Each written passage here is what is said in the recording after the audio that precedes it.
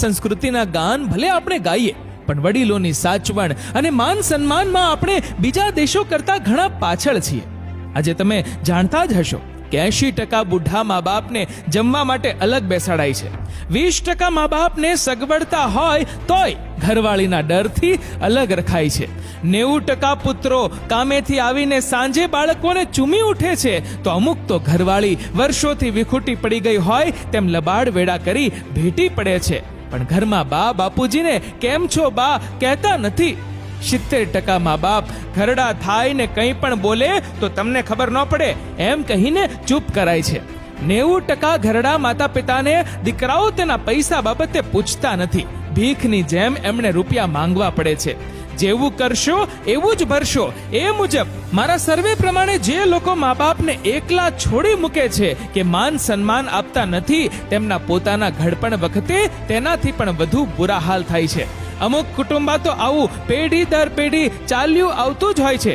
મા બાપો કૂતરાની જેમ બિચારા થઈ જીવતા હોય ને આવી સાયકલ પેઢી દર પેઢી ચાલુ જ હોય. ખરેખર આવા કુટુંબોમાં સંસ્કાર, શિષ્ટતા અને કેળવણીમાં જ ખોટ હોય છે. સમજો, વિચારો યુવાનો, 60 વર્ષ પતિ પત્ની સાથે રહીને જ્યારે તેમાંથી એકાદ સ્વર્ગે સિધાવે ને ત્યારે તેની જિંદગીમાં એકલતા વ્યાપી જાય. ધીરે ધીરે બચપણના ભાઈ બહેનો ચાલ્યા જાય, ઓટા ચોરાના મિત્રો એક પછી એક ચાલ્યા જાય. 80-90 વર્ષે તો તેના તમામ સાથીદાર મિત્રો ચાલ્યા જાય. જેની સાથે જીવવું છે તે તમામ નવા. ઉંમરને લીધે શરીર સાથ ના દે, સંભળાય નહીં. ભાષાના શબ્દો, ટેકનોલોજી, રહેન સહેન, ફેશન પળ પળ બદલાતી હોય ત્યારે બધા સાથે સંકલન અશક્ય બની જાય. ત્યારે જીવવું એ જ બોજ બની જાય. માનવ જિંદગીનો સૌથી ભયાનક અને બિહામણો તબક્કો ત્યારે બની જાય કે પુત્રો હરામી પાકે. આવા સમયે પુત્રવધુઓએ પોતાના બાળપણને યાદ કરવું જોઈએ. જન્મથી જ આપણને ખાતા, ચાલતા, બોલતા અને આ દુનિયામાં આટાપાટા જેને ખંત અને મહેનતથી શીખવ્યા હોય તેને જ્યારે જરૂર પડે ત્યારે આટલા બધા હલકટ વેડા.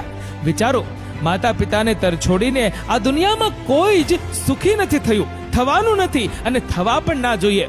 કૂતરાના મોતે ના મરવું હોય અને ઘડપણમાં સુખેથી જીવવું હોય તો મા બાપની પોતાના ભૂલકા જેટલી જ કાળજી લો. કેમ છો બા, કેમ છો બાપુજી, આટલા શબ્દો જ તેમને ઘડપણ ભૂલાવી પરમ સુખ આપે છે. જ્યાં લખવું હોય ત્યાં લખી લો. માતા પિતા એ સૌથી મોટા ઈશ્વર છે, તેને ભરપૂર પ્રેમ કરો. કચરા જેવા મેસેજ બધાને બહુ મોકલ્યા. આ સાચું લાગ્યું હોય ને, હિંમત હોય તો આ ફોરવર્ડ કરો. સાર્થક કરી બતાવો જેથી કુદરત પણ આપણા જન્મ પર ગર્વ અનુભવે. કડવું છે ને સત્ય પણ એટલું જ છે.